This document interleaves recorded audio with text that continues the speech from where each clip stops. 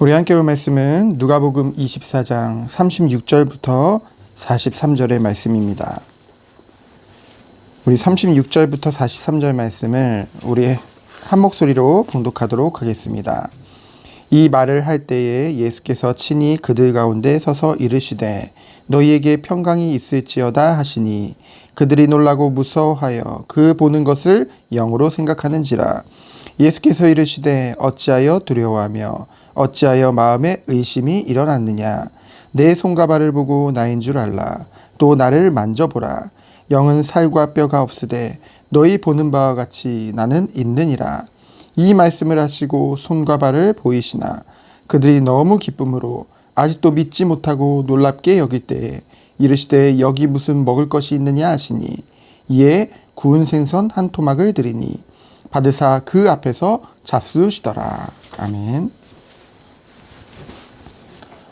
성경은 구약과 신약으로 나눠져 있습니다. 구약은 오실 메시아를 증거하고 있고요. 그리고 신약은 오신 메시아, 곧 예수 그리스도를 증거하고 있습니다.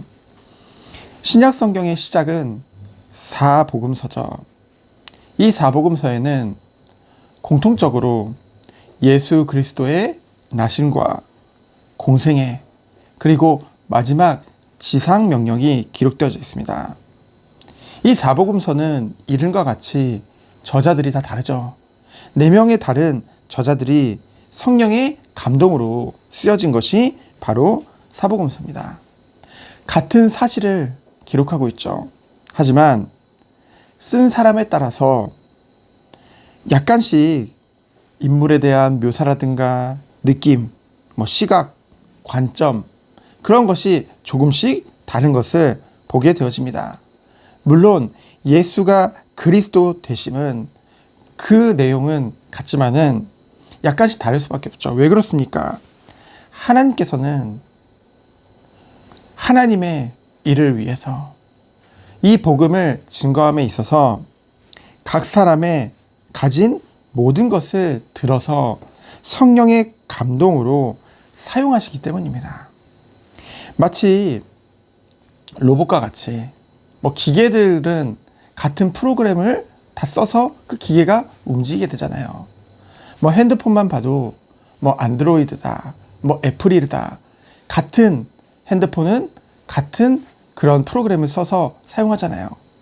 하지만 사람은 로봇가 아니죠. 성령의 감동으로 그 사람이 가진 모든 것들을 들어서 하나님께서 자신을 나타내시는 것입니다.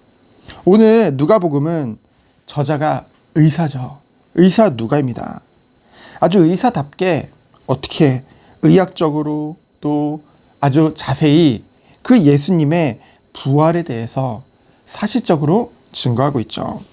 오늘 말씀 본문에 보니까 예수님께서 제자들이 모여있는 곳에, 근데 제자들이 기록에 보면은 예수님이 죽고 나서 자신들 또한 잡혀서 죽지 않을까 그 두려움에 문을 꽁꽁 걸어 잠그고 숨어서 지내고 있었거든요.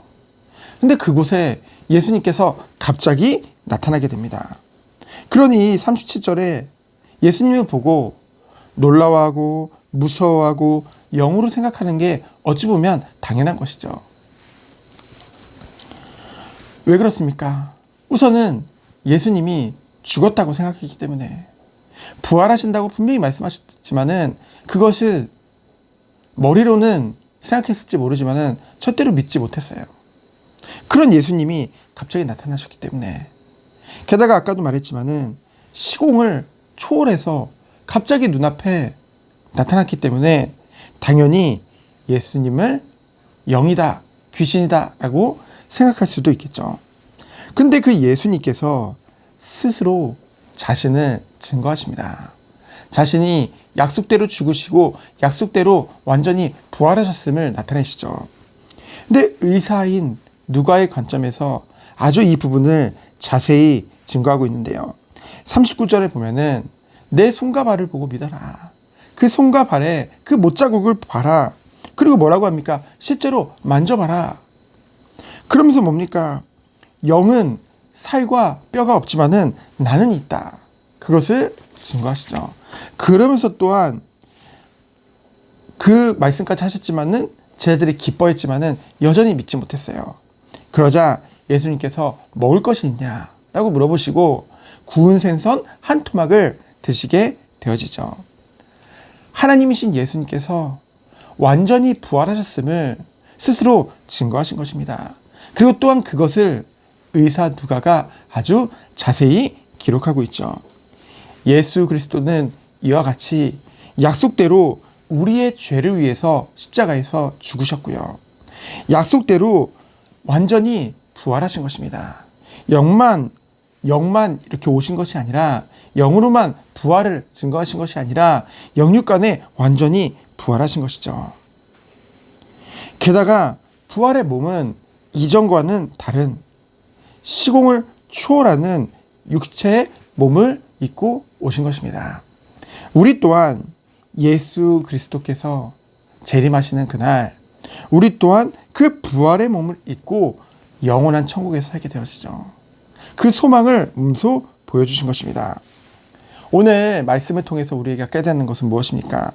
구원받은 하나님의 자녀, 백성의 모든 것을 들어서 이 복음을 증거하는 전도와 선교에 사용하신다는 것이죠. 나의 연약함, 나의 인격, 나의 모든 것 하나님께서 사용하시는 것입니다. 나를 하나님께서는 은혜로 구원해 주셨죠. 하나님이 우리들을 선택하신 것입니다.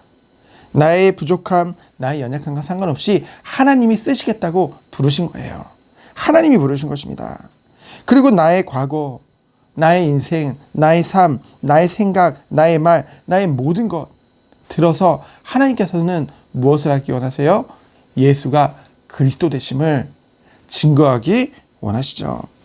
그렇기 때문에 우리들은 이것을 늘 마음에 두고 오늘을 살아야 될 것입니다. 결국은 불신자들은 누구를 통해 하나님을 보나요? 직접 계시를 받나요? 아니죠. 그들이 성경을 읽을까요? 믿는 우리들도 성경을 안 읽을 때가 많은데 그들이 어찌 성경을 읽겠습니까? 우리 또한 예배를 놓칠 때가 있는데 어떻게 불신자들이 예배 자리로 올 수 있겠어요? 결국은 하나님께서는 믿는 우리들, 자녀된 우리들을 세계 곳곳에 현장마다 우리를 흩으셔가지고 그곳에서 불신자들이 우리를 통해서 하나님을 알고 우리를 통해 하나님을 보게 된다는 것이죠. 우리가 연약합니까? 상관없습니다. 어제 수요예배 말씀과 같이 바울이 고백했던 것 같이 내 곁에 서서 힘을 주시는 분이 하나님이라는 거죠. 그 하나님을 바라보는 것입니다. 나를 바라보는 것이 아니에요. 분명히 증거하고 있죠. 믿는 자에게 능치 못할 일이 없다고 말씀하셨습니다.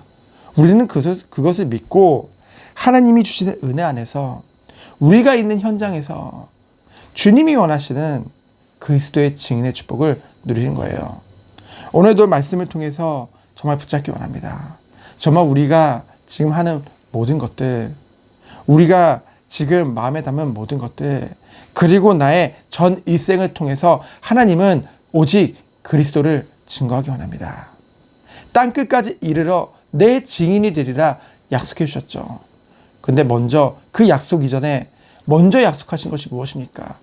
오직 성령이 너희에게 임하시면. 성령은 곧 하나님입니다. 하나님께 능치 못할 일이 있겠습니까? 그 하나님이 우리에게 충만하게 임한다고 약속하신 거예요. 뭘 할 때요? 말씀 붙잡고 기도할 때. 그래서 오늘도 이 새벽에 말씀 붙잡고 기도하며 하나님이 주시는 능력 속에 들어가서 오늘 하루도 주님의 영광과 그리스도의 살아계심과 그리스도가 모든 문제의 해결자 되심을, 그 복음을 증거하는 참된 오늘이 되어지기를 예수 그리스도로 축원드립니다. 시간 기도합니다. 하나님 감사합니다. 오늘도 하나님이 주시는 은혜와 능력 속에서 주님을 증거하는 오늘 하루 되도록 주께서 축복하여 주옵소서. 살아계신 예수 그리스도 이름으로 기도합니다. 아멘.